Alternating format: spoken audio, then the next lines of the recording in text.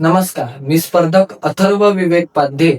मी national detective force द्वारे आयोजित राष्ट्रीय स्तर वक्तृत्व स्पर्धा 2026 मध्ये ID नंबर NDF.C50 म्हणून तुम्हा सर्वांसमोर आज विषय मांडतोय. मैं इश्क भी लिखना चाहूं तो इनकलाब लिखा जाता है. मित्रांनो, आज आपल्यासाठी प्रेम म्हणजे आकर्षण, दिखावा किंवा स्वार्थ वाटतो, पण भगतसिंगांसाठी प्रेम म्हणजे त्या विश्वास व मोठ्या उद्दिष्टांसाठी जगणं होतं. भगतसिंगांनी ब्रिटिश विधानसभेच्या सभागृहात दिलेली क्रांती अमर रहोची किंकाळी आजही भारतातील शेकडो तरुणांना प्रेरणा देते. फक्त भगतसिंगच नव्हे तर राजगुरू, सुखदेव, चंद्रशेखर आझाद, बाबू गेनू, बटुकेश्वर दत्त यासारख्या तरुणांनी आपल्या घरावर तुळशीपत्र ठेवून देशप्रेमालाच आपले सर्वस्व मानले. हे सर्वजण देशाच्या हिताच्या विचारांनी एवढे प्रेरित झाले होते की क्षणिक मोहाला बळी पडण्याच्या विचाराला ते शिवतही नव्हते.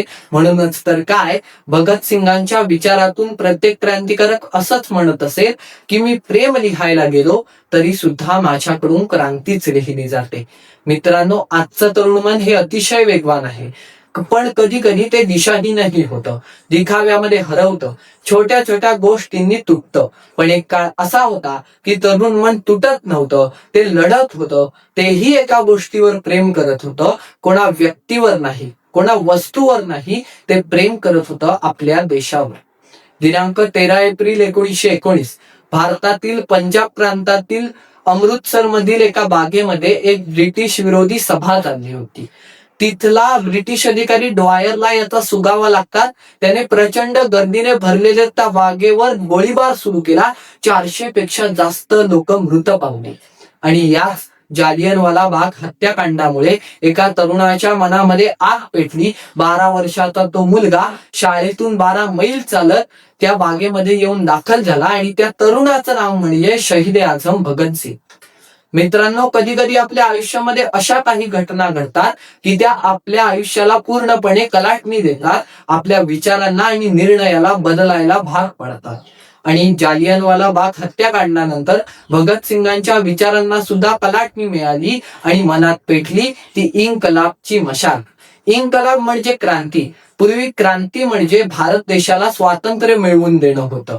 क्रांती हा फक्त बदल नव्हता, तर तो एक जीवनाचा उद्देश होता.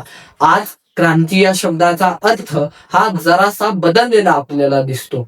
आज सोशल मीडियावर पोस्ट करण्याला आपण क्रांती म्हणतो, पण माझ्या मते कोणाच्याही दबावाखाली न येता भ्रष्टाचाराला विरोध करणं ही एक क्रांती आहे. शहरामधल्या समस्या, कमी पगार, मोठं कुटुंब यासारख्या अडचणींमधून दबलेला मध्यमवर्गीय माणूस जेव्हा मोठ्या कष्टाने हिम्मत करून परत एकदा जोमाने कामाला लागतो ना, तेव्हा कुठेतरी लेखिका अरुंधती रॉय असं लिहू लागतात की खरी क्रांती ही घोषणांमध्ये नसते, तर ती सामान्य माणसाच्या जीवनामध्ये बदल घडवण्यात असते. मित्रांनो, जर देशाचा विकास हा ज्याप्रमाणे क्रांतीने होऊ शकतो त्याचप्रमाणे प्रेमानेही होऊ शकतो. ज्याप्रमाणे कवी कुसुमाग्रज म्हणाले होते की प्रेम कर बिल्लासारखं बाणावरती खोचलेलं, मातीमध्ये उगवून सुद्धा मेघापर्यंत पोहोचलेलं.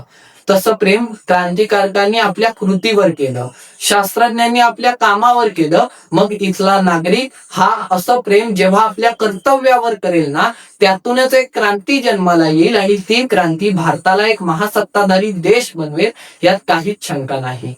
मित्रांनो, आज आपण आपल्या समाजासाठी, देशासाठी काही चांगलं करण्याचा प्रयत्न करतो. जेव्हा तुमचा विद्यार्थी परीक्षेसाठी मोठ्या जोमाने अभ्यास करतो ना, ती एक खऱ्या प्रकारची क्रांती असते.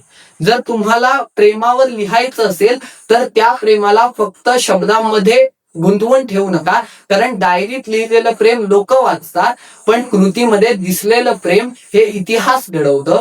जेव्हा आपल्या प्रेमामध्ये प्रामाणिकपणा व दृढ निश्चितपणा, मोठं उद्दिष्ट येईल ना, तेव्हाच या प्रेमाच्या जागी आपल्या हातून क्रांती लिहिली जाईल. तीच क्रांती तुम्हा सर्वांच्या हातातून लिहिली जावी, एवढाच माफक आशावाद. मनपूर्वक धन्यवाद.